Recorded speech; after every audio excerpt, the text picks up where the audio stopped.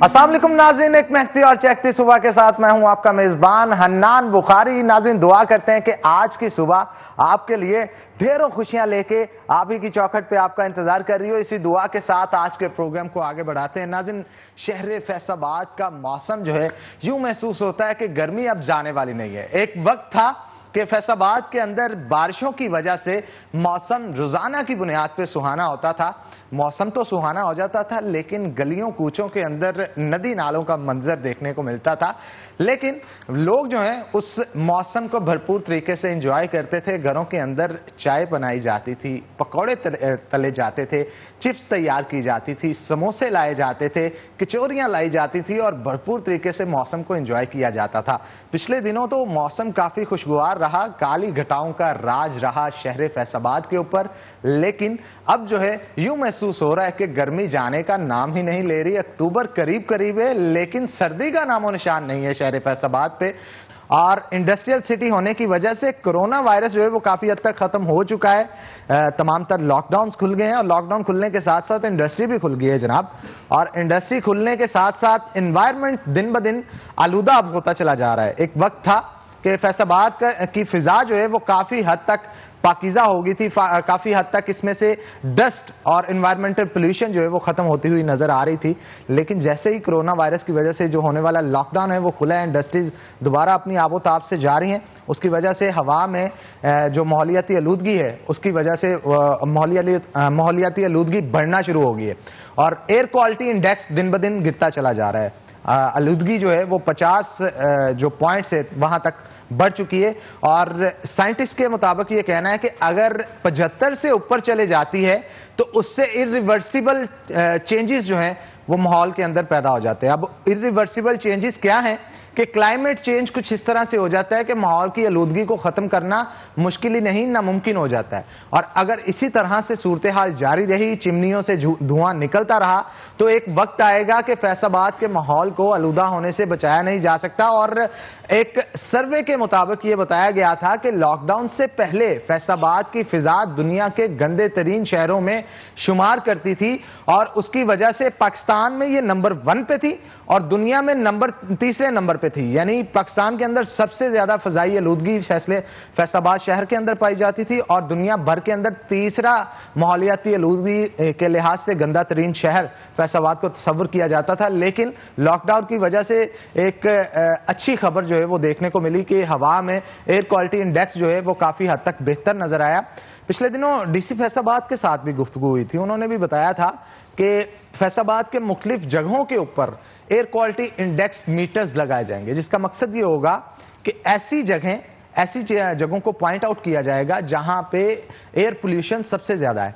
अब वहां पे स्ट्रेटजी क्या उनकी तरफ से बनाई जाएगी? स्ट्रेटजी ये बनाई जानी थी कि खास तौर पे 1 लाख प्लांट शहर फैसलाबाद के अंदर लगाया जाना था और उन प्लांट्स के जरिए फिजाई आलूदगी जो है उसे खत्म किया जाना था। लेकिन सूरत हाल ये है कि अभी तक उस तरह से प्लांटेशन शहर फैसलाबाद के अंदर नहीं की गई और एयर क्वालिटी इंडेक्स मजीद बेहतर नहीं हो रहा। जैसे ही लॉकडाउन खत्म हुआ है तो एयर क्वालिटी इंडेक्स खराब होता चला जा रहा है। इसी मौजू पे आज हमने गुफ्तगू करने के लिए हमारे सीनियर रिपोर्टर रमजान मिर्जा को दावत दे रखी है। वेलकम रमजान साहब, बड़ी गहरी नजर होती है आपकी तमाम तर इदारों पे।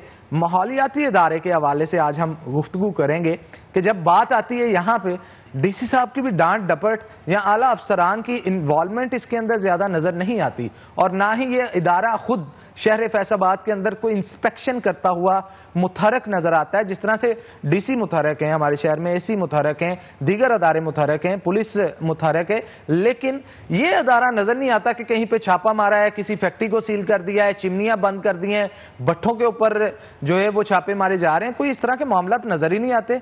जब इन पे FIR ही नहीं कटेंगी चिमनियों जलाने वालों पे, धुआं छोड़ने वालों पे, इनको भारी जुर्माने नहीं किए जाएंगे तो ये सिस्टम खत्म होता हुआ कैसे नजर आएगा?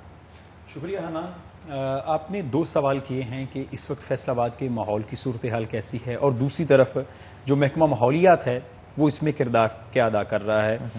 तो सबसे पहले इससे पे हम बात करते हैं कि इस वक्त फैसलाबाद के माहौल की सूरत हाल क्या है, आने वाले दिनों में क्या होगी और गुज़िश्ता सालों में सूरत हाल क्या रही है।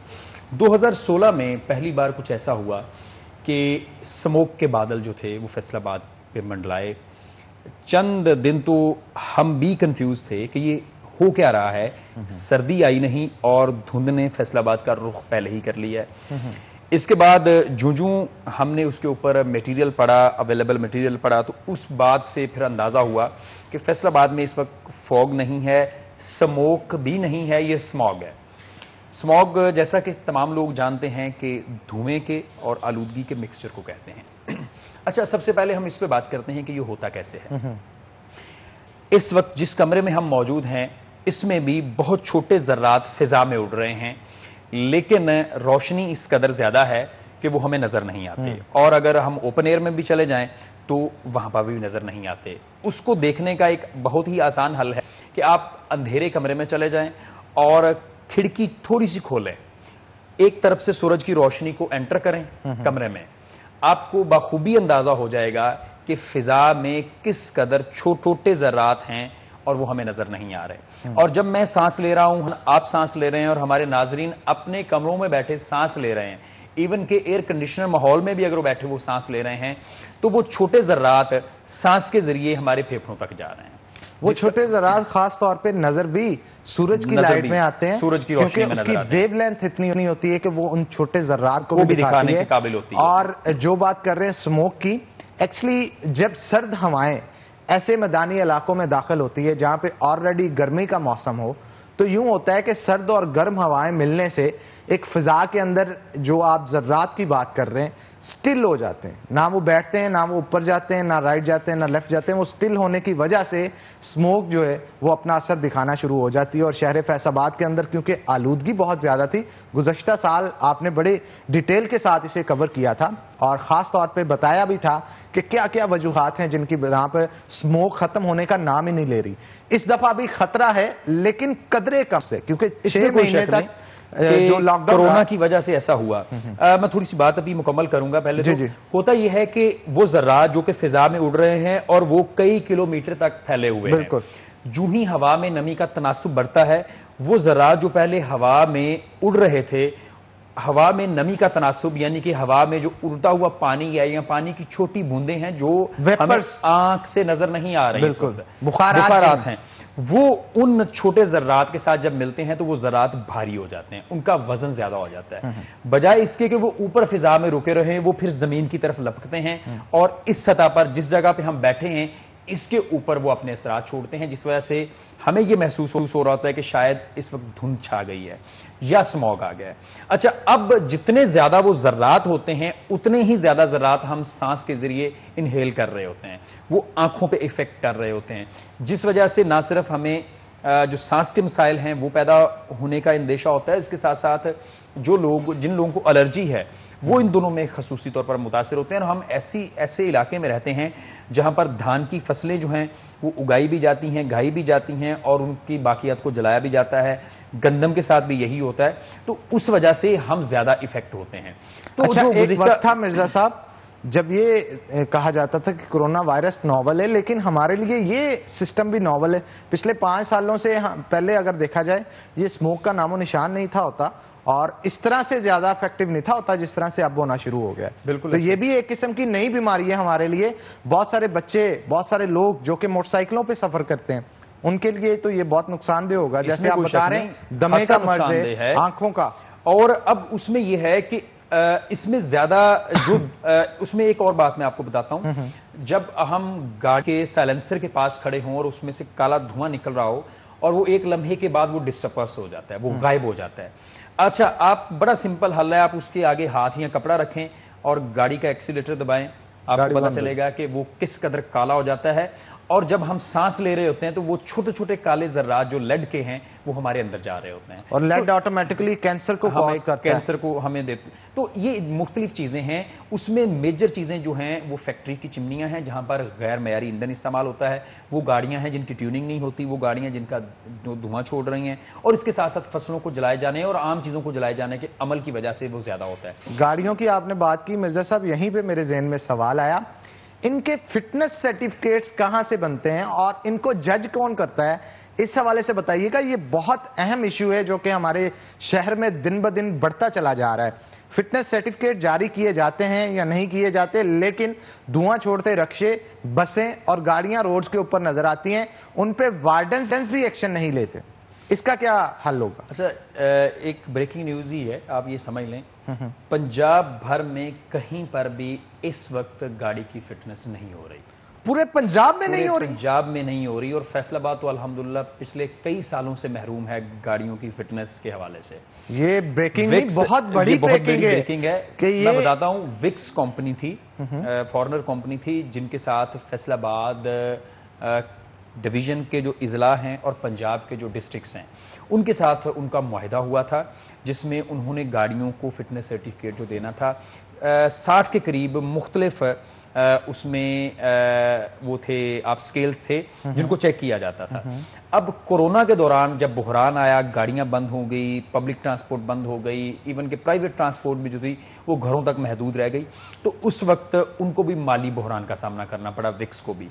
अब उनके माली बुहरान की सूरत हाल को मद्देनजर रखते हुए हुकूमत ने उन्हें उस हवाले से पे बैक नहीं किया, जिस वजह से अब कोरोना के बाद से अब तक गाड़ियों की फिटनेस जो है वो नहीं हो रही। और फैसलाबाद में तो विक्स आई ही नहीं, जिस वजह से फैसलाबाद में जितनी भी गाड़ियां आती जाती हैं, उन्होंने या तो दीगर इजला से फिटनेस सर्टिफिकेट लिए या फिर ये किया कि पुराने सर्टिफिकेट्स, और अगर कहीं चेक नहीं हो रहा तो पुराने सर्टिफिकेट के ऊपर ही। तो इस वक्त फैसलाबाद डिस्ट्रिक्ट समेत फैसलाबाद डिवीजन में कहीं पर भी गाड़ियों की फिटनेस नहीं हो रही, जिस वजह से आने वाले दिनों में जो है वो इस तरह के मसाइल जो है वो पैदा होंगे। बिल्कुल आप ठीक कह रहे हैं रमजान मिर्जा साहब। इसी गुफ्तगू को आगे बढ़ाएंगे फिटनेस सर्टिफिकेट्स के हवाले से, लेकिन एक छोटी सी ब्रेक के बाद। तो नाज़रीन, एक ब्रेक लेंगे, ब्रेक के बाद दोबारा हाजिर होते हैं, कहीं मत जाइएगा, हमारे साथ रहिएगा।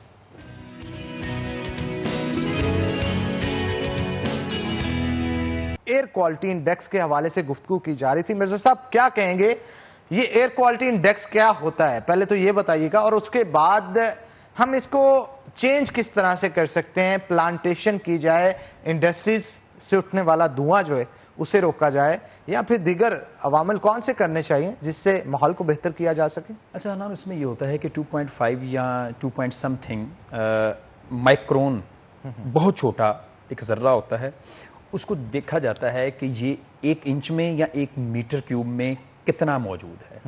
वो जूं बढ़ता जाता है, एयर क्वालिटी इंडेक्स उतना ही बढ़ता जाता है। और एयर क्वालिटी इंडेक्स का बढ़ने का मतलब ये होता है कि माहौल खराब हो रहा है, एयर क्वालिटी इंडेक्स के नीचे आने का मतलब ये है कि माहौल बेहतर हो रहा है। ठीक है, AQI इसके लिए शॉर्ट टर्म इस्तेमाल की जाती है। जितने भी ऐसे मुल्क जहां पर मसाइल का उस तरह का अंबार नहीं होता जिस तरह के मसाइल पाकिस्तान को बर्दाश्त करना पड़ रहे हैं, फेस करना पड़ रहे हैं, तो वहां पर एयर क्वालिटी इंडेक्स जो है वो 50 से नॉर्मली कम होता है। अच्छा, और वो 50 तक एयर क्वालिटी इंडेक्स अगर है तो वो वेरी गुड फॉर हेल्थ। अच्छा, अब जो ही 50 से ऊपर जाता है तो उसे हम मॉडरेट का लफ्ज इस्तेमाल करते हैं, और ये 99 या 100 तक इसको स्केल कंसीडर करते हैं, और वहां तक भी ये नुकसानदेह नहीं होता। लेकिन मतलब आपका इम्यून सिस्टम फाइट कर लेता है और कोई ऐसा इशू नहीं होता। और यूरोप के ऐसे मुमालिक जो इंडस्ट्रियल नहीं हैं, उनका जो एयर क्वालिटी इंडेक्स है वो यहीं तक है, मैक्सिमम 99 तक। अच्छा, इसके बाद जो ही ये 100 से क्रॉस करता है, 149 तक जाता है, तो ये वो सेंसिटिव लोग जो हैं, जिनको एस्थमा है, जिनको एलर्जी है, उनके लिए ये खराब होना शुरू हो जाता है। और जो ही ये 150 से ऊपर जाता है तो ये अनहेल्दी है। एक हेल्दी पर्सन के लिए, हेल्दी पर्सन के लिए, नॉर्मल पर्सन के लिए ये अनहेल्दी है। अच्छा, लेकिन दिलचस्प बात यह है कि पाकिस्तान में जो एयर विजुअल ने रिपोर्ट किया लास्ट ईयर, वो 495 तक चला गया था। अच्छा, कई गुना बढ़ चुका था। और ये नजर ये आ रहा था कि शायद इससे जो है वो इंसानी जिंदगी तेजी से मुतासिर हो गई।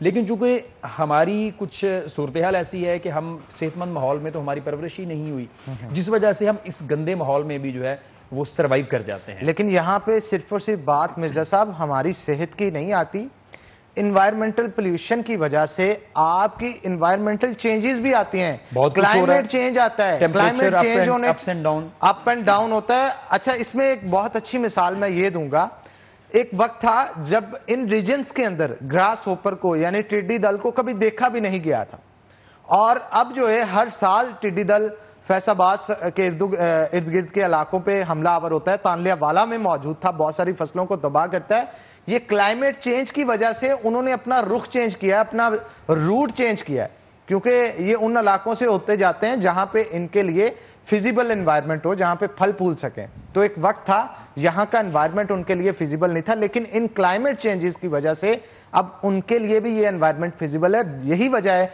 कि अब रूट उनका इधर से बनता चला जा रहा है। दूसरी बात, बहुत सारी इस तरह की क्लाइमेट चेंजेस की वजह से तूफान आते हैं, और इसके अलावा जो बारिशें हैं वो इस दफा अगर देखने में आई है कि बहुत ज्यादा हुई हैं पिछली दफा से ज्यादा। तो आखिर ये क्लाइमेट चेंज भी तो हमारी जिंदगी पे बहुत असरअंदाज होता है। क्लाइमेट चेंज के हवाले से भी बताइएगा। सेहत तो मुतासर होती ही होती है, क्लाइमेट चेंज जो है वो इतनी ताकत रखता है कि पूरे के पूरे शहर को तबाह कर दे या पूरे के पूरे मुल्क को तबाह कर दे। क्लाइमेट चेंज ज्यादा डेंजरस है सेहत से भी। एक सादा आदमी के लिए मैं इसके ऊपर एक मिसाल दूंगा। आप फर्ज कर लें कि सर्दियों का इस बार टेन्योर लंबा भी रहा और सर्दियां भी रहीं ज्यादा, और शिद्दत भी उसकी ज्यादा थी, कदरे। अच्छा, आप एक लम्हे के लिए ये महसूस करें कि जो गंदम की कटाई मई के आखिरी हफ्ते में शुरू हो जाती है, मई के और अप्रैल मई जून तक अगर सर्दी पड़ना शुरू हो जाए तो क्या गंदम की फसल पक सकेगी? ये एक सवाल है। पकेगी तो जरूर, क्योंकि उसने अपनी एज पूरी करने के बाद बिल्कुल वो पीले होना शुरू हो जाना दानों ने। लेकिन क्या उसकी क्वालिटी, क्या उसके अंदर वो तमाम तर ग़िज़ाइयत मौजूद होगी? तो आपका जवाब जो है वो कभी भी हाँ में नहीं होगा। अच्छा, सर्दियों में पैदा होने वाले फल जिसमें ये संतरा है, माल्टा है, क्या शदीद गर्म मौसम हो ये दिसंबर के अंदर या अक्टूबर, नवंबर, दिसंबर, जनवरी में, तो क्या ये फल जो हैं वो बेहतर अंदाज में परवरिश पा सकेंगे? तो बिल्कुल भी नहीं। सर्दियों के तमाम तर सब्जियां और फल जो हैं वो अपने मौसम का इंतजार करते हैं, गर्मियों की तमाम तर सब्जियां और फल अपने मौसम का इंतजार करते हैं। लेकिन इस क्लाइमेट चेंज की वजह से जब टेम्परेचर का उतार चढ़ाव होता है तो नतीजतन सर्दियां या लंबी हो जाती हैं या गर्मियों का टेन्योर जो है वो बढ़ना शुरू हो जाता है। हम सिर्फ 5 से 10 साल पीछे चले जाएं तो सितंबर में रातें जो थीं वो ना सिर्फ ठंडी हो जाती थी बल्कि अक्टूबर के महीने में सर्दी की आमद शुरू हो जाती थी, महसूस होता था। लेकिन एक हफ्ता रह गया और इस वक्त भी सूरज में बाहर रुकना जो है वो बड़ा मुश्किल दिखाई दे रहा है। जनाब, सूरज ने भी, और ना तो हमारे ऑफिस के एसी रुक रहे हैं और ना ही घरों के रुक रहे हैं, गर्मी इस कदर ज्यादा है। ऐसा और एक वक्त था, जैसे आप बता रहे हैं कि इस मौसम के अंदर आपको ये फील होना शुरू हो जाता था कि रात को ठंड होती है, दिन में भी गर्मी होती थी, पर इतनी नहीं कि आप एयर कंडीशन जो है वो ऑन करें। पूरा पड़ता था हनान, और वो पानी जो कि बाहर स्टील के या लोहे के बर्तन में बाहर रह गया तो सुबह के वक्त तक वो जम चुका होता था, जिसका मतलब ये था कि टेम्परेचर डाउन था। और ये एक इलामत थी इस बात की कि फिजा में कार्बन डाइऑक्साइड की मिकदार कम थी, क्योंकि जब जब कार्बन डाइऑक्साइड की मिकदार बढ़ेगी टेम्परेचर बढ़ेगा। अच्छा, यहाँ पे एक और चीज मिर्जा साहब कि ओजोन डिप्लीशन हो रही थी। ओजोन नाज़रीन हमारे प्लैनेट अर्थ जो है, इसके इर्द गिर्द एक ऐसी लेयर अल्लाह ताला ने बना रखी है कि सूरज की जब रोशनी आती है तो इसके साथ अल्ट्रावायलेट रेज भी पेनिट्रेट करती हैं जमीन के अंदर, लेकिन वो लेयर जो है वो उन अल्ट्रावायलेट रेज को रोकती है। उनके रोकने से हमारे एनवायरमेंटल पोल्यूशन और इंसानी सेहत पे जो नेगेटिव असरात उसके पड़ते हैं उसको रोकती है। लेकिन ओजोन जो है वो दिन ब दिन कार्बन डाइऑक्साइड बढ़ने की वजह से खास तौर पे खराब होती चली जा रही है, उसमें होल्स बन गए थे। लेकिन ये देखने को मिला कि लॉकडाउन के अंदर ओजोन डिप्लीशन ना सिर्फ रुकी बल्कि उसने अपने आप को हील भी किया और दोबारा से अपनी जगह पे आ गई। ये एक बहुत मुस्बत जो है वो पैगाम था और बहुत मुस्बत एक सिस्टम था अल्लाह ताला की तरफ से जो बनाया गया कि ओजोन को दोबारा से डिप्लीट होने से बचा लिया। इसके ऊपर क्या कहेंगे? बिल्कुल, इसमें कोई शक नहीं हनान, इससे ना सिर्फ ओजोन लेयर ने अपने आप को रिकवर किया बल्कि इसके साथ साथ इस वक्त चूंकि सितंबर के दिन चल रहे हैं तो इन दिनों में आमतौर पर जो एयर क्वालिटी इंडेक्स है वो 200 से तजावुज कर चुका होता है, लेकिन अभी भी सूरत हाल जो है वो बेहतर है। हमने इस हवाले से कोरोना के दौरान बताया भी कि जहां पर कोरोना के बहुत सारे मसाइल हैं तो यकीन करें फैक्ट्रियां बंद होने की वजह से, ट्रांसपोर्ट बंद होने की वजह से और इस तरह के तमाम इंडस्ट्रियल यूनिट्स बंद होने की वजह से माहौलियात के ऊपर खासा मुस्बत असर पड़ा। और पहली बार ऐसा हुआ कि लोगों ने देखा कि आसमान का रंग नीला होता है और खूबसूरत रंगत जो थी वो आसमान की सामने निखर के आई। तो मेरा ख्याल है कि इसके ऊपर शहरियों को भी जिम्मेदारी है कि वो कम से कम घर के बाहर जो कचरा जमा होता है उसको जलाएं ना, उसका माहौल के ऊपर बहुत बुरा असर होता है। और एक पौधा जो है वो कम से कम अपने घर के बाहर लगा लें, कम से कम वो ऑक्सीजन जो कि आपके घर वालों को चाहिए कम से कम वो तो आप खुद पैदा कर लेना। और अगर हर बंदा इस मामले के ऊपर ये जिम्मेदारी महसूस करे तो मैं समझता हूं कि इस तरह के मसाइल के ऊपर काबू पाया जा सकता है। एक और अफसोसनाक बात यह है, फैसलाबाद में जितनी भी फैक्ट्रीज शहर के अंदर मौजूद हैं वो इस हद तक खस्ता हाल हो चुकी हैं कि उसके ऊपर अगर आप जो ईपीए की जानिब से कोई ईपीओ जारी भी कर दिया जाए कि इसकी चिमनी के ऊपर आप कुछ ऐसे आलात लगाएं, फिल्टर्स लगाएं कि जिससे ये माहौल को बचा सकें, तो वो इस कदर पुरानी फैक्ट्रीज हैं कि उनमें से आप रिजल्ट्स उस हद तक बेहतर रिसीव नहीं होते। इसके बाद जो छोटे ताजर हैं जिनमें डाइंग यूनिट्स वाले हैं, साइजिंग यूनिट्स वाले हैं, वो पुराने जूते जलाते हैं, वो लंडे के लाए हुए कपड़े जलाते हैं और इसी तरह का अच्छा मिर्जा साहब, आप फील नहीं करते कि यहाँ पे जदीद टेक्नोलॉजी को यूज नहीं किया जाता बल्कि मैनुअली चीजों को ज्यादा हैंडल किया जाता है और शायद यही वजह है कि हमारे दिन ब दिन एनवायरमेंटल पोल्यूशन में इजाफा हो रहा है। इसी के साथ साथ बहुत सारे लोग ओपन फिजा के अंदर भी, खुली फिजा में भी चीजों को जलाते हैं, कूड़ा जलाया जाता है, जैसे आप बता रहे हैं कि लंडे की चीजें जो हैं वो जलाई जाती हैं, उससे बहुत ज्यादा कार्बन डाइऑक्साइड और काला धुआं जो फिजा में जब दाखिल होता है उससे एयर क्वालिटी इंडेक्स बहुत खराब होता है। इसमें कोई शक नहीं हन्नान। इसके लिए मैं एक और बात जो है वो मिसाल दूंगा। आपके इल्म में यकीनन है कि जो नई गाड़ियां और नए इंजन आ रहे हैं उनकी माइलेज ज्यादा है कंपैरेटिवली और वो माहौल दोस्त हैं। इसका मतलब ये है कि आप कम तेल डलवाएंगे, आप ज्यादा सफर तय कर लेंगे और आप ज्यादा स्पीड से, रफ्तार से सफर तय कर लेंगे। बिल्कुल यही सूरत हाल जो है वो मशीनरी और इंडस्ट्री में है कि इसके ऊपर भी देखने की जरूरत है कि जब आप बेहतर इंजन, बेहतर मशीनरी इस्तेमाल करेंगे, एक तो वो माहौल दोस्त होगी, उसके साथ साथ आपका जो प्रॉफिट है उसके ऊपर वो बढ़ेगा। बिल्कुल आप ठीक कह रहे हैं मिर्जा साहब। एक ब्रेक लेंगे, ब्रेक के बाद इसी गुफ्तगू को आगे बढ़ाएंगे। तो नाज़रीन एक छोटी सी ब्रेक लेंगे, ब्रेक के बाद दोबारा हाजिर होते हैं, कहीं मत जाइएगा, हमारे साथ रहिएगा।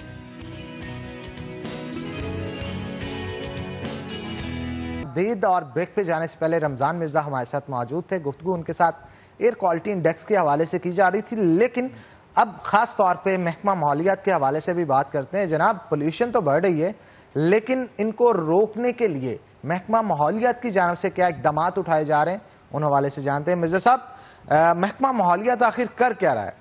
कारकर्दगी क्या है शहर फैसलाबाद के अंदर? उनकी जीरो कारकर्दगी नजर आती है, क्योंकि हमारी तकरीबन हर खबर पे नजर होती है, कोई छापे बजते उनके, कहीं पे जाते, कोई FIR कटती, किसी को जुर्माना होता, हमारी नजर में होना था, लेकिन कुछ करते नजर नहीं आते। हन्नान, मैं आपसे, आपकी बात से खासा मुत्तफिक इसलिए हूं कि जहां पर महकमा माहौलियात जो है वो शहर को साफ सुथरा रखने में संजीदा नहीं, तो हुकूमत भी जो है वो इस मामले में बिल्कुल भी पीछे नहीं है।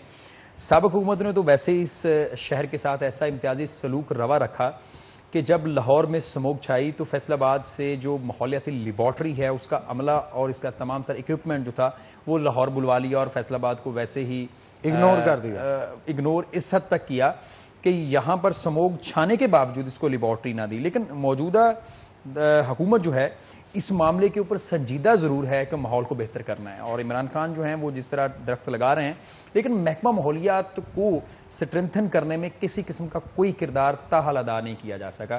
फैसलाबाद में जो कि सनती शहर है, लाहौर के बाद सबसे बड़ा सनती शहर है, और ये भी पता है कि यहाँ पर टेक्सटाइल हब है, फेडमिक बन चुका है, और इस तरह के जो मिनी इंडस्ट्रियल स्टेट है वो ऑलरेडी यहाँ पर मौजूद है।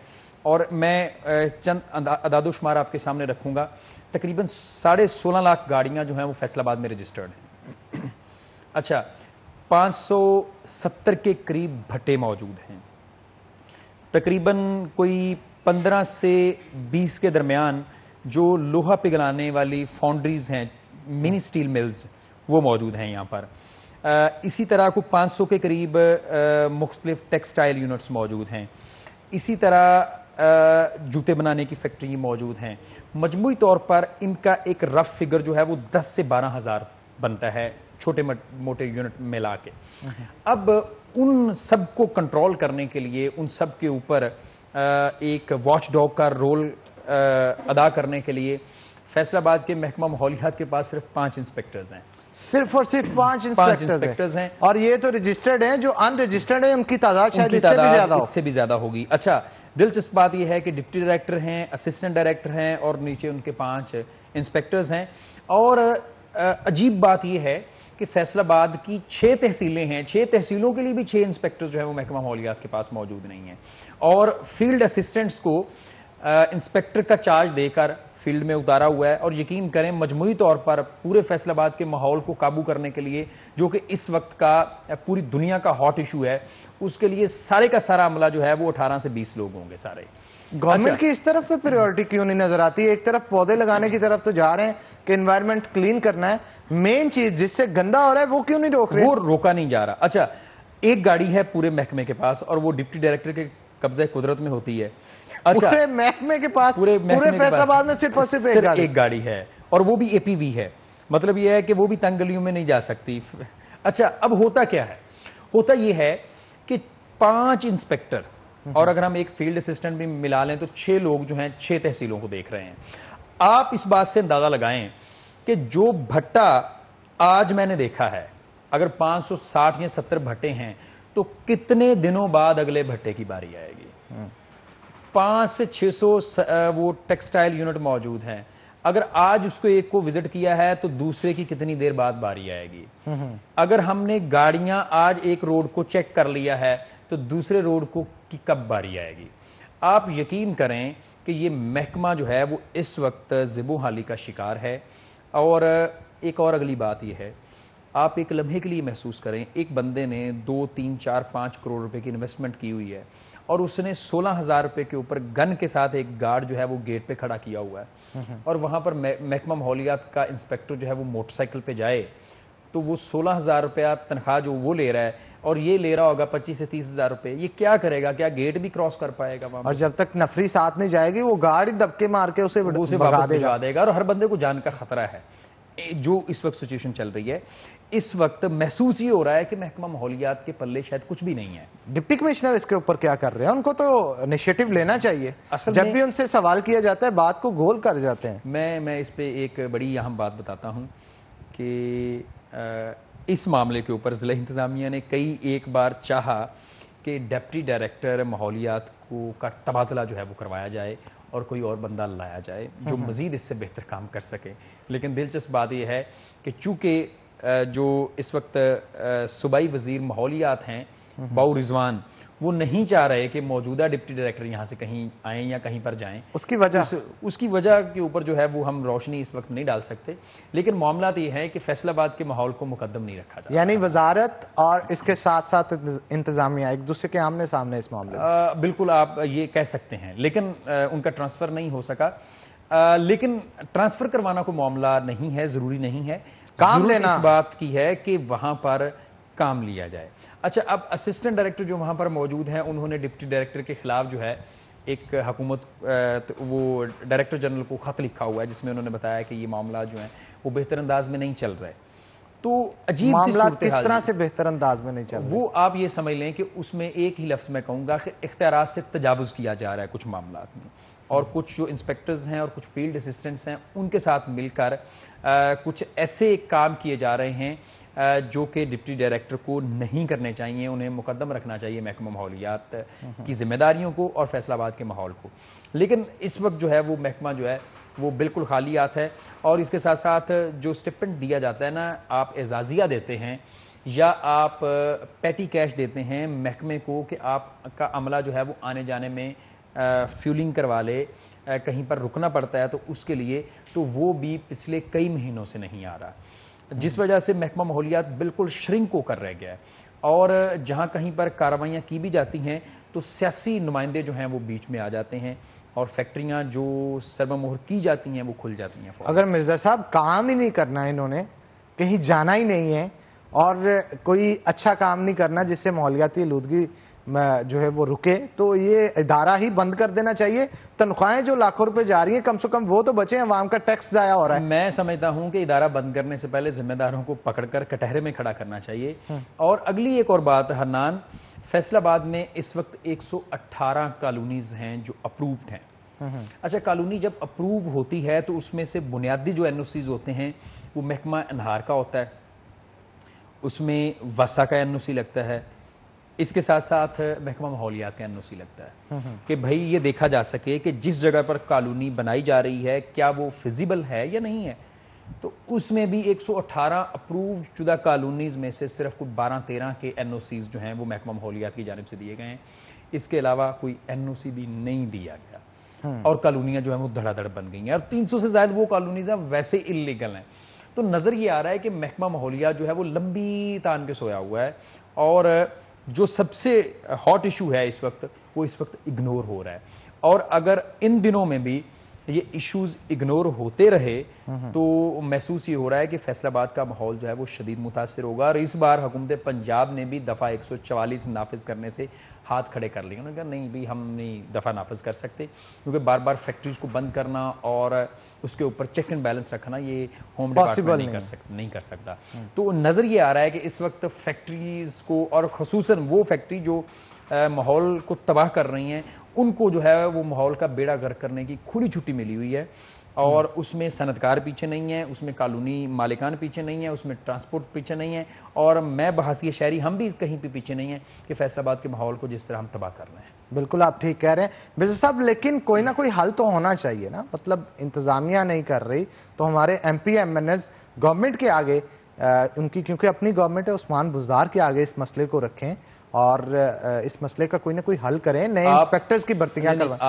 आप हनान ये कह रहे हैं कि अराकीन असम्बली जिनका ताल्लुक फैसलाबाद से है वो अपने उस्मान बुज़दार को ये कह रहे थे कि सर ये इकबाल स्टेडियम है और वो हंस रहे थे। अच्छा वहां बिल्कुल आप ठीक कह रहे हैं मिर्जा साहब। इसी मौजू पे फिर कभी गुफ्तगू करेंगे, नेक्स्ट सेगमेंट में इंशाल्लाह आपको इनवाइट करेंगे। तो बहुत शुक्रिया आपका आज के शो के अंदर आने के लिए मिर्जा साहब। नाज़रीन एक ब्रेक लेंगे, ब्रेक के बाद दोबारा हाजिर होते हैं, कहीं मत जाइएगा, हमारे साथ रहिए।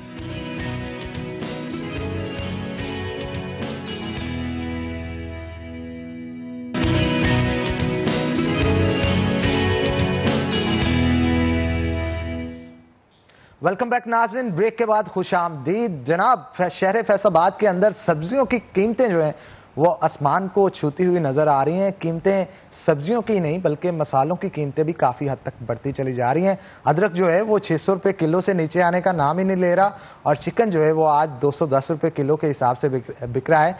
तो हम आज की कीमतें जानने के लिए आज के भाव हमारा जो सेगमेंट है उसकी तरफ चलते हैं और देखते हैं आज शहर फैसलाबाद में क्या कीमतें हैं सब्जियों की।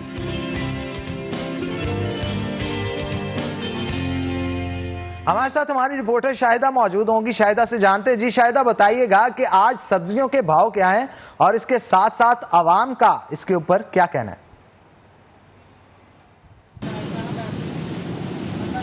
जी, इस वक्त फैसलाबाद में अगर सब्जियों, सब्जी मसालाजात और चिकन की बात की जाए तो सब्जियां और सब्जी मसालाजात तो हर दिन जो है वो बढ़ते जा रहे हैं और गुज़िश्ता तकरीबन पिछले एक माह से जो है वो सब्जियों और सब्जी मसालाजात के रेट जो हैं वो बहुत ज़्यादा बढ़ गए हैं और कम होने का नाम नहीं ले रहे हैं, जिससे शहरी जो है वो परेशान दिखाई देते हैं।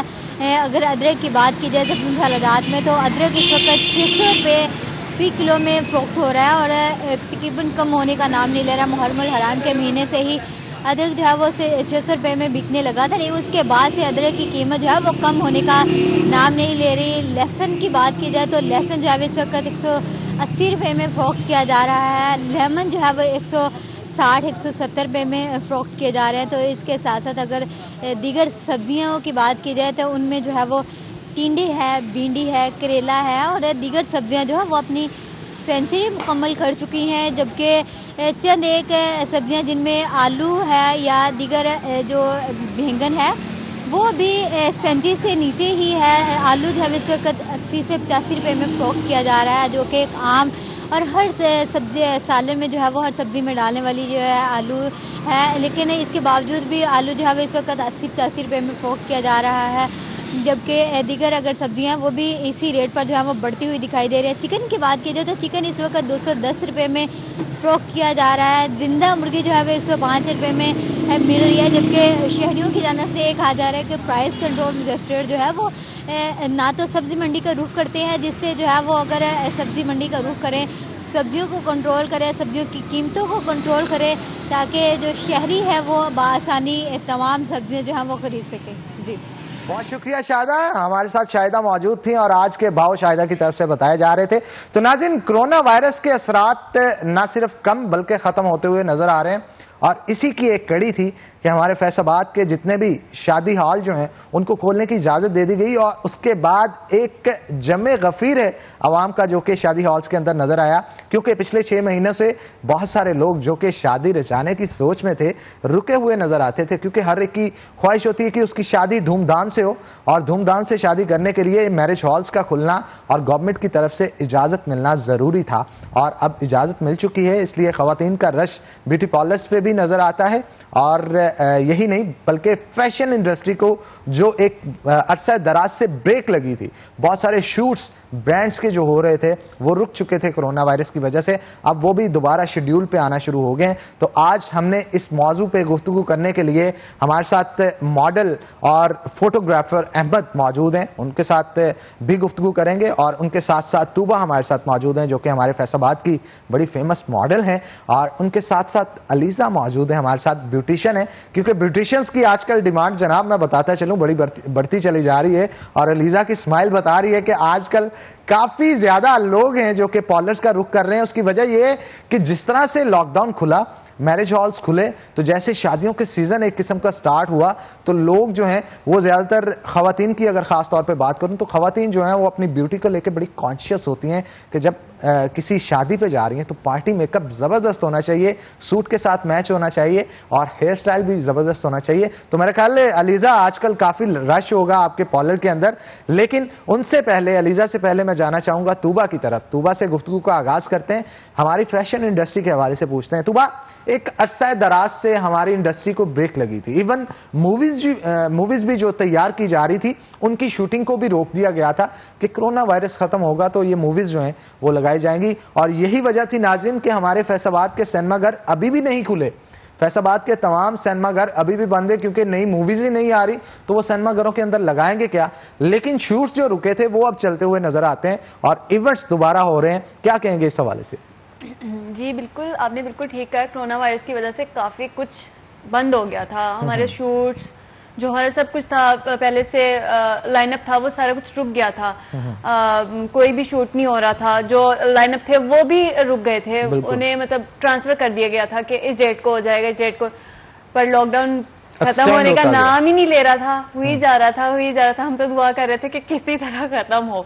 थैंक गॉड कि अब खत्म हो चुका है। बहुत बहुत अल्लाह से दुआएं की हैं कि ये खत्म हो और अल्लाह ने दुआ सुनी ली और अब माशाल्लाह से दोबारा शूट्स स्टार्ट हो गया। बिल्कुल आप ठीक कह रहे हैं और कई हमारे यहाँ पे खास तौर पे फैशन डिजाइनर्स की तरफ से फैशन शूट्स का जहां इनकार किया जाता था वहां रैंप वॉक भी होती थी और आवाम के लिए एंटरटेनमेंट के मौके भी वहां पे जनरेट किए जाते थे। अब फैशन शोज भी नहीं हो रहे थे, अब उनको भी जो ब्रेक लगी थी उससे उठता हुआ पांव नजर आ रहा है क्योंकि डिजाइनर्स की तरफ से ये डिजाइन किया जा रहा है अब कि फैशन शोज जो है उनका इनकार दोबारा करवाया जाए।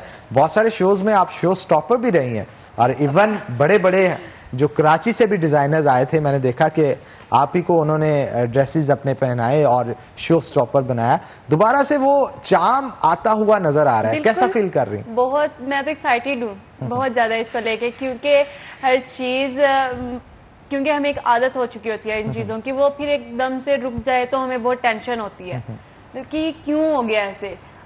कोई भी ऐसे काम है, किसी चीज को भी ले लें आप, कोई भी चीज रुक जाए उसको आप लेके आपको टेंशन होगी, ऑफ कोर्स होगी। तो मेरा तो यही था कि जल्दी से ये कोरोना वायरस खत्म हो और सारा जो शोज वगैरह है, शूट्स वगैरह वो दोबारा से स्टार्ट हो। तो अब ब्राइडल वीक थे वो भी रुक गए थे, उसमें भी लोग आते हैं, तो कोरोना वायरस की वजह से वो तो सबसे पहले। अच्छा, तो वह ये जो ब्राइडल वीक्स की आप बात कर रही हैं, वहां पे खवातीन की बड़ी तादाद होती थी, इवन ब्यूटिशियंस की बड़ी तादाद होती थी जो कि वहां पे आके, जैसे काशीज पिछले दिनों फैसलाबाद आए थे कोरोना वायरस से पहले और वहां पे देखने को मुझे मिला जनाब 5000 से भी ज्यादा खवातीन जो हैं, जो प्रोफेशनल्स भी हैं और घरों से भी आई, वहां पे आई और उन्होंने काशीज ने जो मेकओवर क्लासेस दी उसे बड़ी गौर से ऑब्जर्व किया। आप भी वहां पे मौजूद थी और आपको भी मेकओवर किया गया वहां पे। खवातीन को बड़े मुस्तफीद होती हैं। बहुत सारी खवातीन ऐसी होती हैं जो कि चाहती हैं मैं घर पे ही अपनी मेकअप किट लाऊं, घर पे ही तैयार हूं, मुझे पार्लर जाने की जरूरत ही ना पड़े। तो उनके लिए बड़ी मुफीद थी ये चीज कि आपने घर पे तैयार कैसे होना है शादी पे जाने के लिए, तो उसके लिए क्लासेस दी गई। अगर दोबारा ये सिस्टम शुरू होता है तो मेरा ख्याल है बहुत सारी खवातीन जो घरों पे बैठी हैं उनको एंटरटेनमेंट भी मिलेगी और बहुत कुछ सीखने को भी मिलेगा। जी बिल्कुल, क्यों नहीं मिलेगा, क्योंकि वो कुछ लोग ऐसे होते हैं, उनके छोटे बच्चे होते हैं, स्कूल चले गए, उनके पास कुछ करने के लिए नहीं, आज जाके औरतों के पास एक चीज रह जाती है मेकअप। बिल्कुल।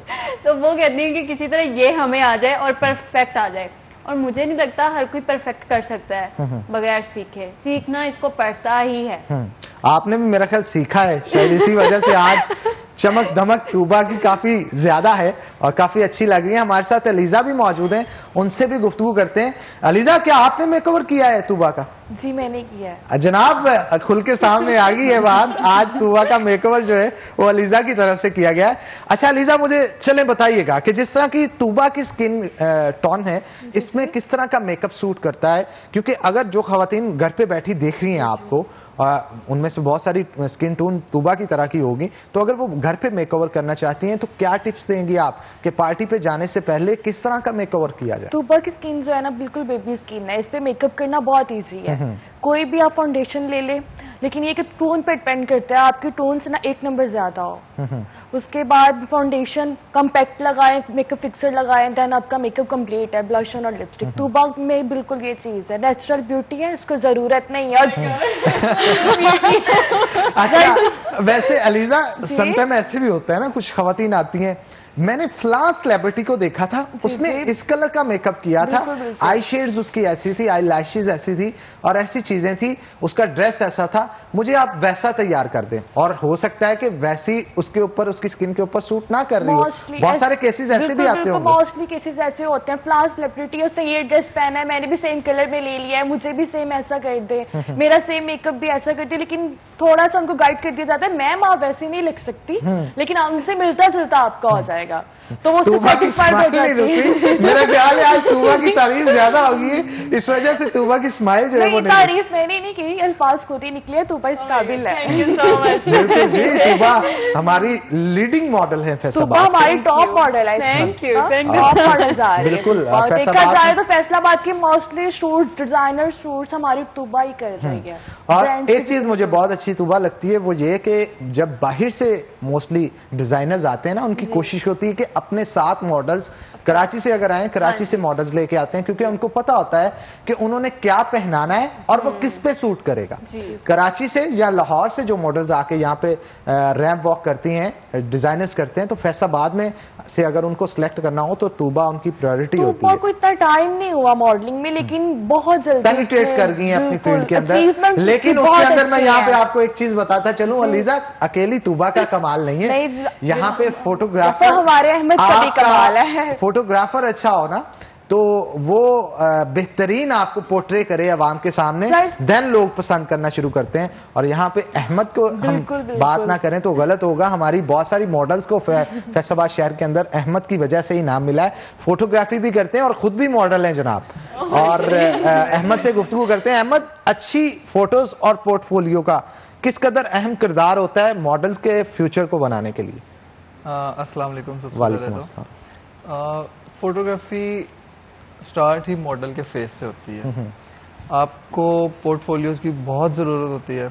अगर आपने फील्ड में अपना नाम बनाना है, कुछ करना है, आप कुछ करना चाहते हैं, सबसे पहले अपने लुक्स दिखाएं। कोई भी न्यू लड़की आती है तो वो सबसे पहले पूछती है मैं शूट करवाऊंगी तो मुझे इससे क्या फ़ायदा होगा।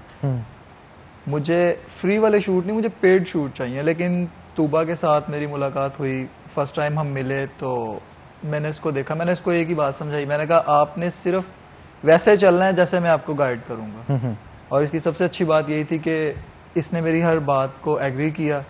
इसको मैंने जिस तरह के आप कैटवॉक भी सिखाते हैं इसका मतलब? हाँ, मैं प्रॉपर्ली मॉडलिंग सिखाता हूँ। तो उसमें फिर मैंने इसको गाइड किया, इसको पोर्टफोलियोज का बताया, इसको कुछ प्रोफाइल बताया कि आप इन चीज़ों पे वर्क करो, इन चीज़ों में आओ थोड़ा सा। वो करते करते माशाल्लाह इसकी वजह से मेरा काम भी बहुत प्रमोट हुआ।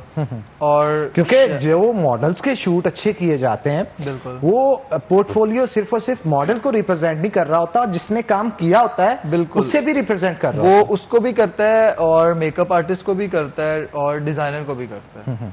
तो वो अभी जैसे हमने लास्ट एक शूट किया, गोल्डन जरी ब्रांड फैसलाबाद के ही हैं, तो उनका था, उनके ड्रेसेस बहुत अच्छे थे। तो वो हमने अभी मतलब उस पे हमने प्रॉपर 3 दिन पहले वर्क स्टार्ट किया। पहले हमने लोकेशन डिसाइड की, फिर हमने मॉडल डिसाइड की, फिर मेकअप डिसाइड किया, एक केमिस्ट्री बना के फिर हमने शूट किया। वो शूट हमारा बहुत अच्छा गया और आई थिंक वो आपका ईद शो पे वो चलता भी रहा है, वीडियोस उसके चले हैं, वीडियो में मैं देख रहा था।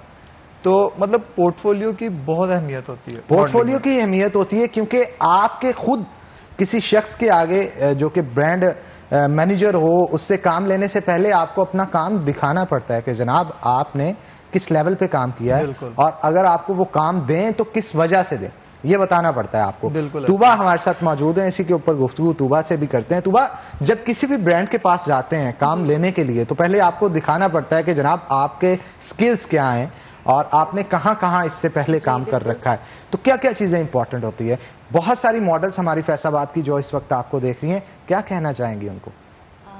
सबसे पहले आपके पोर्टफोलियोज आप डिपेंड करते हैं, वो होना बहुत जरूरी है, क्योंकि आप किसी भी अच्छे प्रोडक्टर के पास जाएंगे या ब्रांड के पास जाएंगे, वो आपसे आपका पोर्टफोलियो मांगेंगे। वो कहेंगे हमें मेल करें या हमारे स्टॉक पर है, इसको आप सेंड कर दें। हमारे पोर्टफोलियोज ही हमें जमीन से आसमान तक लेके जाते हैं, और वो ही हमारे लिए बहुत जरूरी है। ये नहीं होता कि हम फर्स्ट आए हैं तो हमारा कोई बहुत अच्छा ब्रांड का शूट हो जाए, कभी भी ऐसा नहीं होता।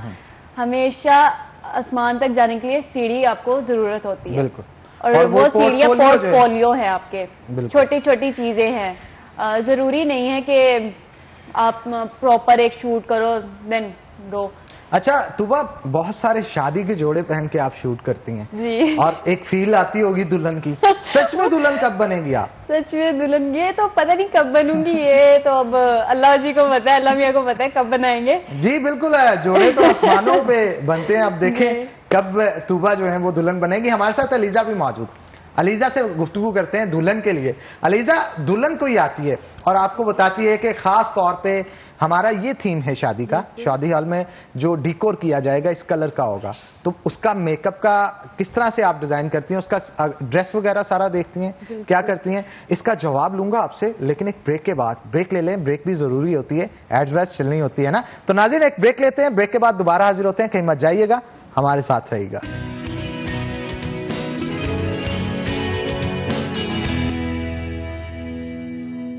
वेलकम बैक नाज़रीन। ब्रेक पे जाने से पहले हमारे साथ अलीजा मौजूद थी जो कि ब्यूटिशियन है, और इनसे गुफ्तगू की जा रही थी कि अगर कोई खातून आती है और बताती है फलां डेट को मेरा निकाह है और ये ड्रेस है, वहां पे डिकोर इस कलर का किया जाएगा, आप मेकअप किस तरह से सजेस्ट करती हैं उनको? मेकअप डिपेंड करता है ड्रेस पे, ड्रेस पे बहुत ज्यादा डिपेंड करता है। ड्रेस, ज्वेलरी बहुत डिपेंड करती है, फिर आपका हेयर स्टाइल भी उससे पे डिपेंड करता है। मेकअप जो होता है ना, वो जब बताते हैं हमारा थीम ये है, सिस्टर्स मेरी ये पहन रही हैं, तो उस हिसाब से होता है मेकअप। अगर ड्रेस के हिसाब से उतनी ही ब्राइट लुक निकलती है। अच्छा, क्या कहेंगी अगर खास तौर पे हमारे ट्रेडिशन की बात की जाए, तो तूबा इस चीज से एग्री करेंगी? आपके भी शूट ज्यादातर दुल्हन के जो होते हैं वो रेड कलर में होते हैं। बारात को मोस्टली यहाँ पे दुल्हने जो हैं वो रेड कलर का इंतखाब करती हैं, लेकिन अब ट्रेंड थोड़ा सा चेंज होता नजर आ रहा है वलीमे और मेहंदी के लिए। मेहंदी पे एक स्पेसिफिकली जो येलो कलर इस्तेमाल किया जाता था लड़कियों की तरफ से, आजकल उसका ट्रेंड थोड़ा चेंज हो रहा है। मल्टी में आ गया। हाँ, लहंगे पहने जाते हैं और ग्रीनिश कलर यूज किया जाता है वलीमे पे। समटाइम स्किन कलर, समटाइम कोई और कलर जो है जो आपकी बॉडी पे सूट कर रहा हो, और दूल्हे के साथ भी तो कलर को मैच किया जाता है ना उसकी ड्रेसिंग के साथ। तो आप इस हवाले से थोड़ा सा बताएं जनाब कि मेहंदी पे किस तरह से आप डिसाइड करती हैं कि किस कलर का हो, तो मेकअप किस तरह का करती हैं आप?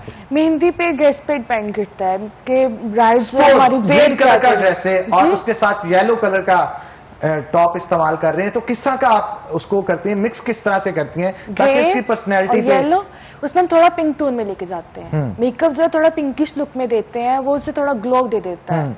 और अगर वो दुल्हन चमकती हुई नजर आएगी तो दूल्हे को अच्छी लगेगी। अगर उसका उस दिन भी कलर बैठ गया तो मेरा ख्याल है शादी में जो पूरी जिंदगी में एक बार जो ये इवेंट आता है, मुझे लगता है कि दूल्हा जो है दुल्हन को देख के वैसे ही चमक उठता है। यानी आपका कहने का मकसद है दुल्हन को अच्छा तैयार कर दो, तुबा दुल्हे को तैयार करने की जरूरत नहीं पड़ती, वो उसे देख के ब्लश करना शुरू हो जाता है और वो लाल खुद से हो जाता है। जाहिर सी बात है, चमक रहा होता है। आप खुद भी देख रहे होंगे जब ब्राइडल स्टेज पे आती है तो जो ग्रूम होता है उसका फेस किस तरह खुद ही ब्लश करना शुरू हो जाता है और एक अलग की चमक आ जाती है। हो रहा होता है वो जो साथ इसके साथ लड़कियां होती हैं ना, उसकी सहेलियां होती हैं। यानी तुबा का कहना है दुल्हन के साथ अच्छी सहेली खड़ी कर दे तो उससे दूल्हे का मूड और खुशगवार हो जाता है। बिल्कुल मैं सही कह रही हूँ।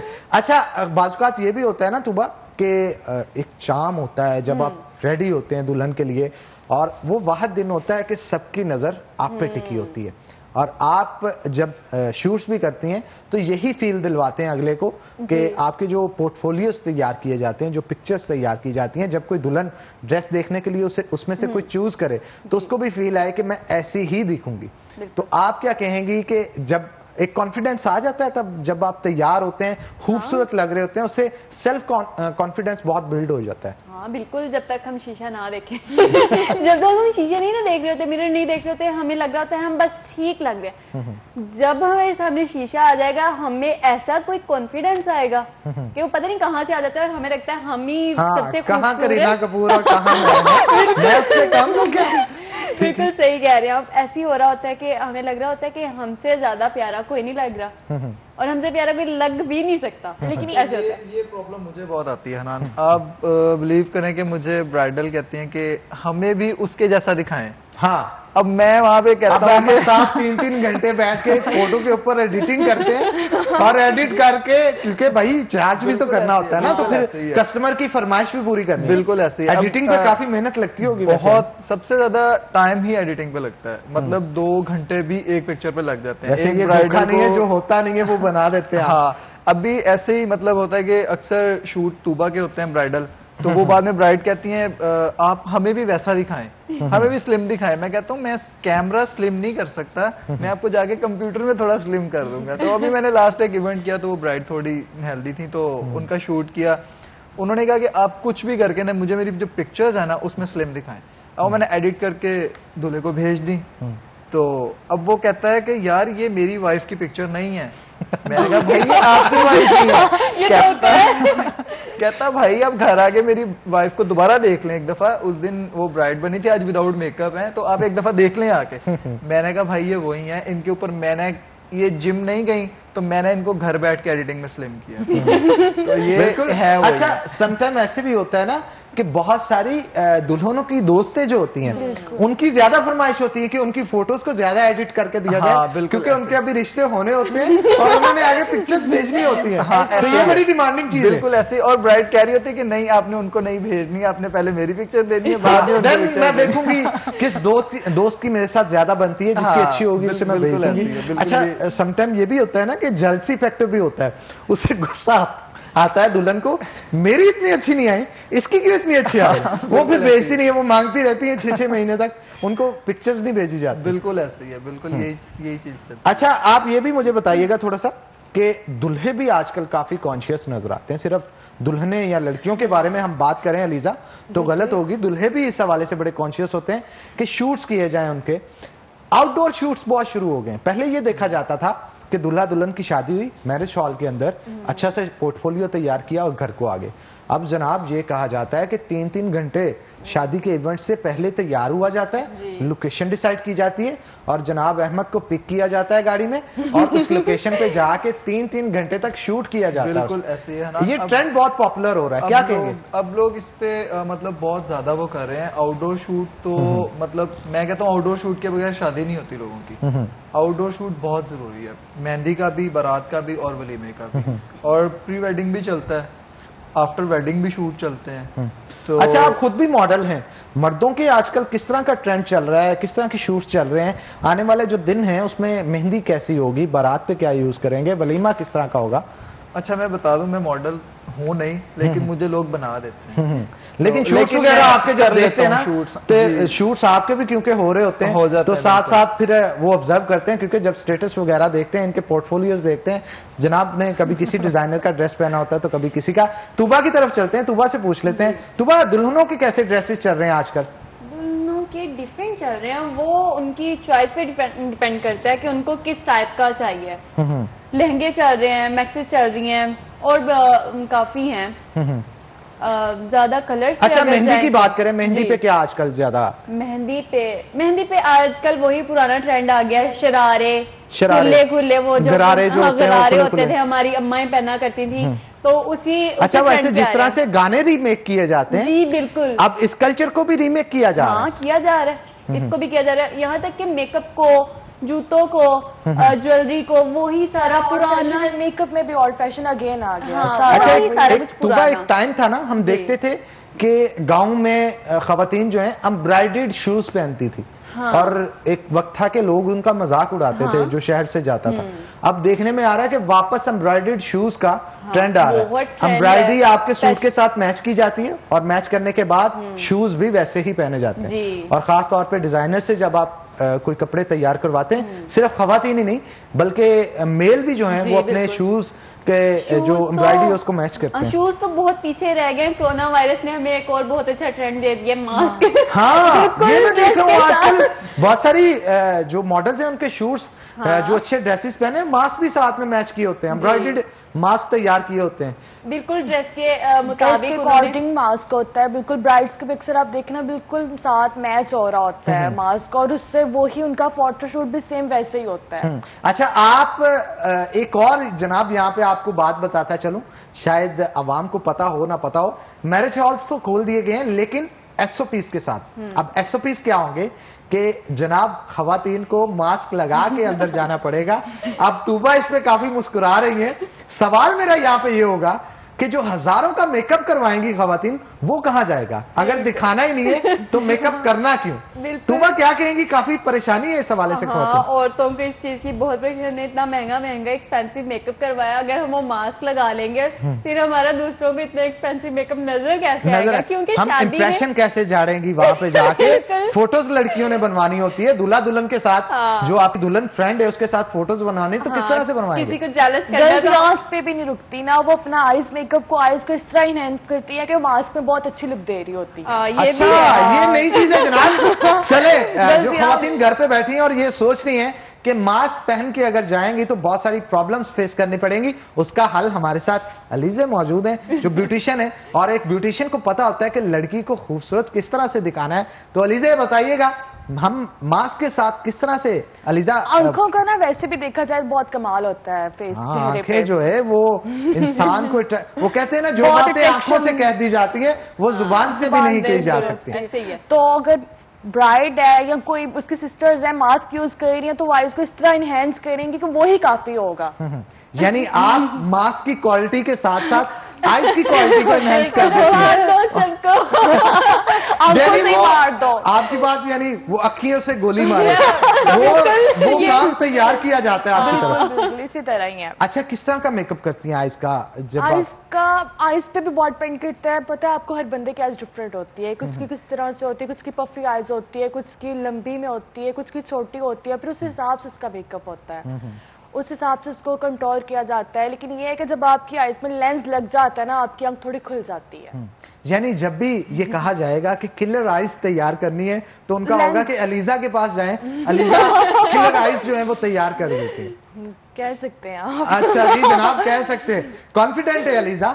और अगर किलर आइज तैयार करनी है तो अलीजा से अब टिप्स भी लेते हैं कि किलर आइज तैयार कैसे की जाती हैं। हम ले लेते हैं तूबा की आंखों को, और तूबा की आंखों को किलर आइस बनाना है। आज तो बनाया आपने, लेकिन जो खवातीन घर पे बैठी हैं उनको आपने बताना है कि ये आइस किलर किस तरह से बनाई जाती है। इससे ज्यादा किलर क्या होगी आप बताइए, उसकी आंखें इससे ज्यादा क्या? अच्छा, मेकओवर कैसा किया जाए? जो खवातीन घर पे बैठी हैं, मैं बताना चाह रहा हूं, उनको पता चल सके कि हम किस तरह की मेकअप करें, कौन सी चीजें इस्तेमाल करें जिससे हमारी आइज ब्यूटीफुल लगे। किलर आइज के हवाले से आपसे पूछूंगा, लेकिन एक ब्रेक के बाद। तो नाज़रीन, ब्रेक लेंगे, ब्रेक के बाद दोबारा हाजिर होते हैं। कहीं मत जाइएगा, हमारे साथ रहिएगा।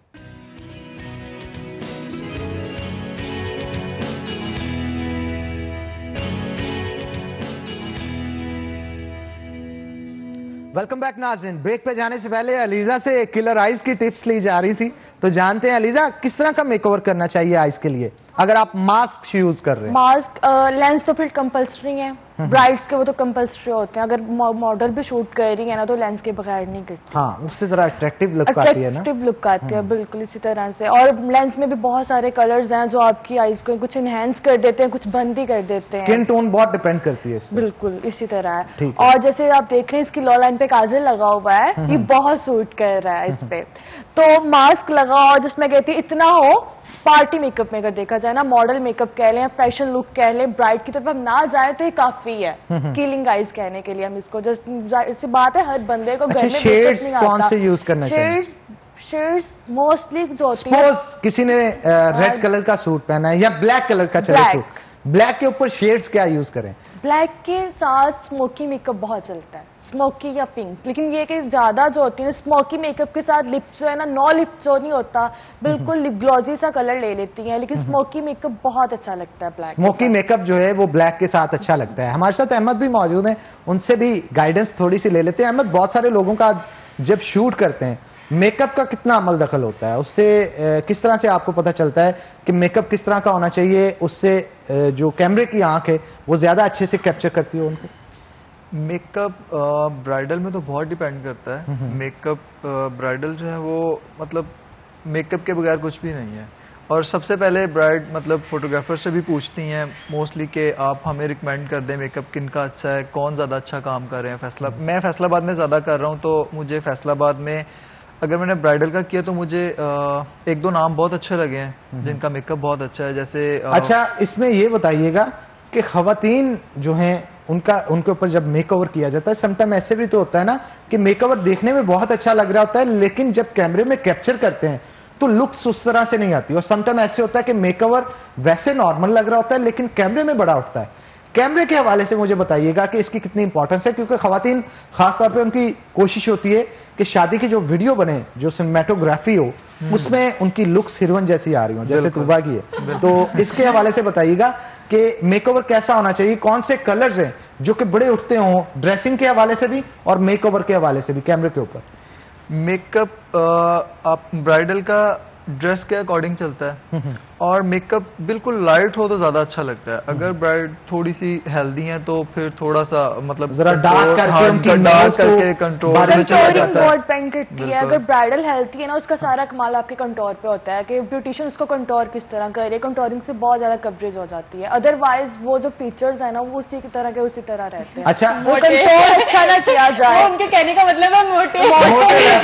फोटोग्राफर जो है ना वो खुद कहता है कि कंट्रोल बहुत अच्छा हो, उसी से वो उसको इनहेंस करता है, फिर ही एडिटिंग अच्छी होती है। अच्छा अलीजा, ये भी बताइएगा, बहुत सारी लड़कियों की स्किन सेंसिटिव भी होती है, क्योंकि अगर वाइट है और स्किन लेयर उनकी सेंसिटिव है तो बड़ा देख के मेकअप किया जाता है, क्योंकि उस शादी के दिन अगर बड़े बड़े धब्बे फेस पे पड़े होंगे तो वो बहुत अजीब लगता है। आप किस तरह से जज करती हैं कि कोई लड़की अगर आपके पास आई है, उसकी स्किन सेंसिटिव है, जैसे आप बता रहे थे तूबा की स्किन बड़ी सेंसिटिव है, तो सेंसिटिव स्किन को किस तरह से डील करती हैं आप? सेंसिटिव स्किन के मतलब सर्विसेज होती हैं, उन हिसाब से होता है, पैकेजेस आ जाते हैं। आजकल फेशियल्स बहुत अच्छे आए हुए हैं, बहुत ज्यादा अच्छे, जैसे हाइड्रा फेशियल हो गया ना भाई, तकरीबन दूसरी तीसरी। ये ट्रेंड हाइड्रा फेशियल का है ना, ये बहुत देखने को मिल रहा है, बहुत ज्यादा। ये इफेक्टिव भी है, वो बहुत अच्छा है, कॉस्टली है थोड़ा सा लेकिन बहुत अच्छा है। कॉस्टली है लेकिन इससे आपकी स्किन टोन बहुत बेहतर हो बहुत जाती है, ग्लो करती है, आपके रिमूव्स हो जाते हैं, आपकी एक्नी जो होती है स्किन की, जो डेड स्किन है उतार देता है। अच्छा, यानी डेड स्किन इससे उतार दी जाती है, आपकी फ्रेश स्किन जो होती है। कुछ सेशंस होते हैं आपको लेने होते हैं हाइड्रा फेशियल में, जब आप वो कंप्लीट कर लेते हो आपकी स्किन बहुत अच्छा ग्लो देती है।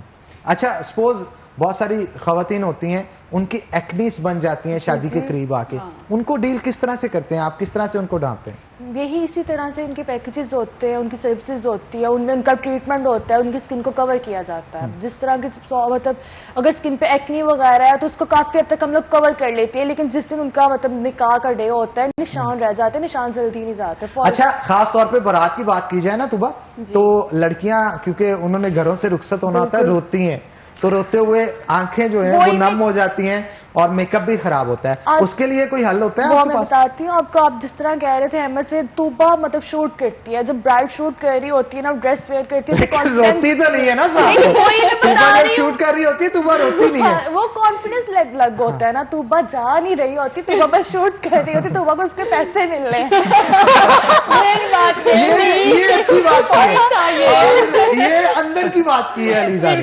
तूबा के वो अलग चीज होती है, उसकी स्किन पे अलग ग्लो होता है। अहमद उसको बहुत अच्छा कैप्चर, लेकिन अगर अहमद को ये अगर हम देखा जाए कि ब्राइड का शूट करना है तो ब्राइड में एक डर होता है, खुशी भी होती है, डर होता है, और इनके अंदर कॉन्फिडेंस होता है। जब इनके शूट्स हो रहे होते हैं ना, साथ में गाना चल रहा होता है, जलवा, रवानिया, ठीक है ना, तो इस तरह के जब सॉन्ग्स चलते हैं तो वो कॉन्फिडेंस मजीद बिल्ड हो जाता है। ऐसे नहीं होता कुछ, ये सबको लगता है जो लोग शूट्स नहीं करते कि हम लोग बहुत मौज में हैं, हमने बहुत इंजॉय किया शूट पे, ऐसा बिल्कुल भी नहीं होता। अच्छा, लिटरली वाकई ये सही कह रही हैं। ऐसे सर पे सूरज होता है और हम इतने हैवी ड्रेसेस पहन के खड़े होते हैं, हम कहते हैं बस कर दो। एक दो बार तो ऐसे हुआ कि शूट्स हो रहे थे, लड़कियां बेहोश हुई। हाँ, बड़ी होता है ऐसे। मुश्किल से उनको जगाया, क्योंकि खवातीन की जो मॉडल्स होती हैं उनकी डाइट बड़ी स्ट्रिक्ट होती है, और 2-2 दिन से समटाइम इन्होंने कुछ खाया नहीं होता, डिहाइड्रेशन हो जाती है। और आपकी सेहत से भी मुझे लग रहा है आपने 2 दिन से कुछ खाया नहीं है। अभी मुझे कहते हैं सब लोग सुबह अपनी डाइट बताओ, मैंने कहा क्या बताऊं तुम्हें कि मैं कुछ खाती नहीं हूँ। अच्छा अलीजा, हम थे ड्रेसेस के ऊपर। नहीं, अच्छा तो अलीजा कह रहे हैं हम इसके ऊपर नहीं थे। चले आप मेकओवर के हवाले से हमें बता मेकओवर पे थे हम। जी, चले मेकओवर के हवाले से बता। आप कह रहे थे कि मेकअप जो है ना, मतलब ब्राइड रोती है तो फिर किस तरह कवरेज, लेकिन ये है कि आजकल की ब्राइड्स नहीं रोती, बिल्कुल नहीं रोती। नहीं, लेकिन मैं इस बात से 100% एग्री नहीं करूंगा। अभी भी बहुत सारे घरों से जो बारात वगैरह जाते हैं, देखिए हम मर्द जो है वो एक साइड पे है और अच्छा यार इस मामले में इनको कहना चाहिए था रोती है, और हमें कहना चाहिए था नहीं रोती। वो इसलिए और तूबा और अलीजा एक प्लेटफॉर्म पे और हम उन्होंने लाखों रुपए ड्रेसेस पे और मेकअप पे लगाए होते हैं, वो नहीं होते, उनके जो आंसू होते हैं ना यहाँ तक होते हैं। अब देखिए वो जस्ट यहीं के अंदर। अच्छा, वैसे बाकी ये बात मैंने देखने को मुझे मिली है, कुछ शादियों पे जाने का मुझे इत्तेफाक हुआ तो वहां पे खवातीन ने हाथ में ना टिश्यू पकड़ा होता था, जैसे नम होती थी यहाँ पे रख के प्यार से जो है अपने आंसू जो है वो जाहिर सी बात, उनको इस चीज का बड़ा चाम, मैंने खुद देखा है पर्सनली, होता है कि हमारा शूट हमारे ससुराल में जाके होना है, हमारे अपने रूम में होना है। और ये भी होता है ना कि ससुराल वालों के सारे रिलेटिव्स इकट्ठे होते हैं। अगर हमने रोया, मेकअवर खराब हुआ, वो यही ना कि दुल्हन की जगह चुड़ैल उठा लाए। मेकअप की प्रोडक्ट्स ऐसी आ गई कि मेकअप स्लिप नहीं होता।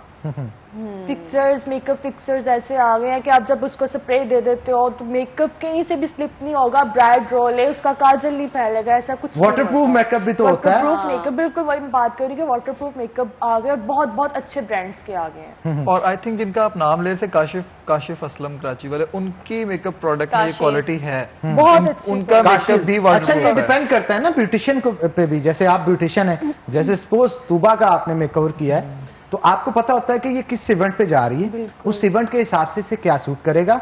और बाजुकात मॉडल्स के शूट बारिश के अंदर भी होते हैं। हाँ, होते हैं। और बारिश के अंदर मेरा हुआ ननकाना में हुआ और इतनी बारिश थी वहां पे कि बस हो गई थी, दिल कर रहा था ये किसी तरह खत्म हो जाए। मेकअप, हाँ, वहां पे फिर मेकअप मेकअप की जरूरत पड़ती है कि बारिश के कतरे अगर आपके फेस पे पड़े, वो कतरे ठहर जाएं, लेकिन मेकअप को साथ लेके जाए, मेकअप को ना लेके जाए। मेकअप वाटरप्रूफ है, लेकिन हेयर स्टाइल तो नहीं ना हो सकता बारिश में, वो तो खराब। अब देखें, मेरी बात सुने, अब बारिश के अंदर जो शूट होगा तो उसमें ऑटोमेटिकली ये कॉमन सेंस की बात है कि आपके बाल गीले होंगे और गीले बालों के साथ ही शूट किया जाएगा। गीले बालों ये ड्रेस की रिक्वायरमेंट पे डिपेंड करता है, ठीक है ना, कि वो ड्रेस किस तरह का यूज कर रहे हैं। वो बारिश के अंदर शूट किया जाएगा, धूप के अंदर किया जाएगा, छांव में होगा, इंडोर होगा, आउटडोर होगा, ये तमाम चीजें से ज्यादा अहमद समझते हैं। बिल्कुल बिल्कुल, मॉडल्स हर तरह से शूट करती हैं, उनका बारिश में भी होता है, हर तरह से उनका धूप में भी होता है। मैं भी तूबा के साथ अक्सर होती हूँ ना, इनका लास्ट टाइम जो शूट था, जो मैं भी साथ थी, बहुत गर्मी थी और तकरीबन शूट काफी देर चलता रहा और